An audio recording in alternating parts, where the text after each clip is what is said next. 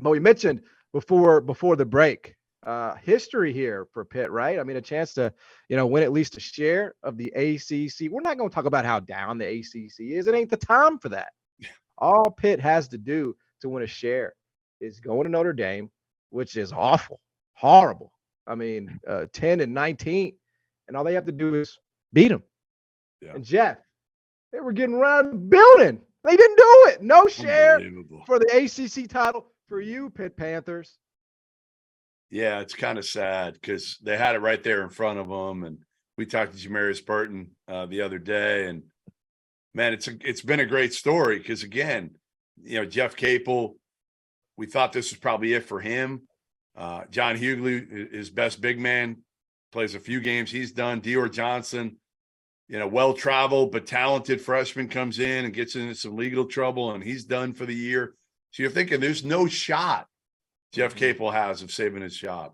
And instead it's Burton comes back. Nellie Cummings comes in. Blake Hinson, who hadn't played in about 2 years, comes in. And they're in position tonight. They're in position to do the unthinkable. One of the biggest surprises of the entire season. And they lay an egg tonight against Notre Dame. Maybe Capel just, honestly, maybe he just felt bad for Mike Bray, and he wanted Mike Bray to end his Notre Dame career with a victory. I don't they think got Duke ties. They got the Duke ties together. Right. Exactly.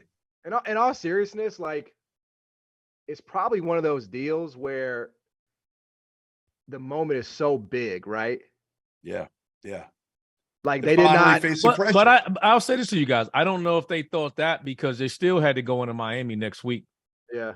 Right. Anyway, yeah. So I don't think they went into it with. But there's pressure tonight. It really started tonight. No. I think it would have made it a lot easier. Right. But it wouldn't have mattered because it all boils down to next week. This weekend they got to go to Miami, and it was going to be that anyway. If anything, I think they were a victim of thinking that this was going to be all right. It's Notre Dame. They suck. We're going to go in there and get this one. We got to get ready for this weekend. That's going to be the game. I think it was more of that than thinking they weren't going to outright win it with today's win. And they came out the first half and was just, got into a horse contest with Notre Dame, and they shot their ass out the gym.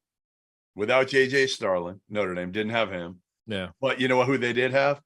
They had a damn bunch of former players that were there in attendance supporting Mike Bray for his last game. And, and Bray's so well liked that I think the current players probably played even harder for him in a situation like this. So and look, Duke ties or not, that's still a chance to spoil it a little bit. You know, sure. You're not gonna clinch the share on me, big dog. Yeah, right.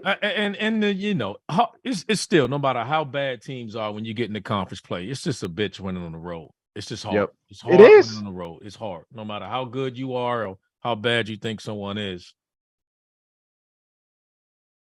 It's just, and that's why, when you think about, Iowa State throws Caleb Grill off the team. They lose at home to Oklahoma. They got to do something drastic. So it does. It speaks to, just those splits, right? And also, we haven't mentioned it, but because I know that was yesterday, but like to me, it makes what Iowa did yesterday at Indiana like wow. Yeah. Right.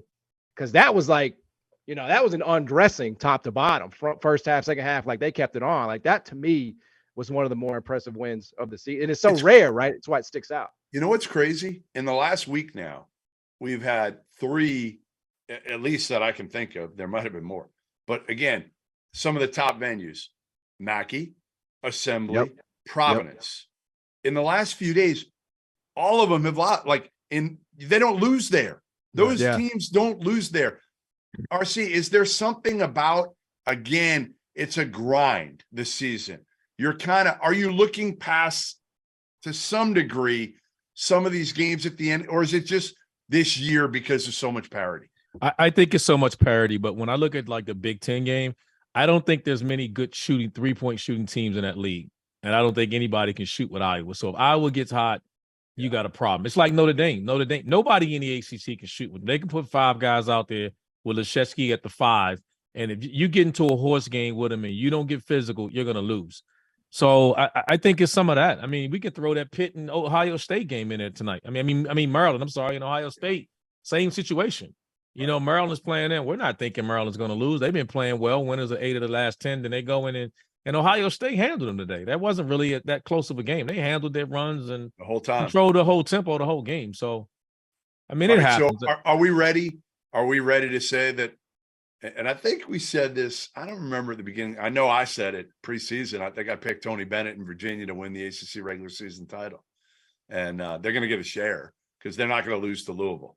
I mean, if they lose to Louisville at home, if Tony Bennett loses to Kenny Payne at home, I will buy RC every drink that you I couldn't that you take down in Houston. Yeah, every drink, every meal, whatever it is, I'm paying for it if Kenny Payne takes care of Tony Bennett and spoils another one, because that would be a share of at least 6 of the last 10 years. Yeah, that Virginia would win the ACC regular season. It's so brave. This is so brave of you, Jeff. I know. Well, that's why RC's like not even like, he's like, yeah, okay, bro. Yep, he's like, he's odds. Like, he's really, hey, look, he's really jumping out there, John. Like that's really, yeah, oh yeah. Like that's the dog. dog. Like, I'm really reaching in my wallet for this one.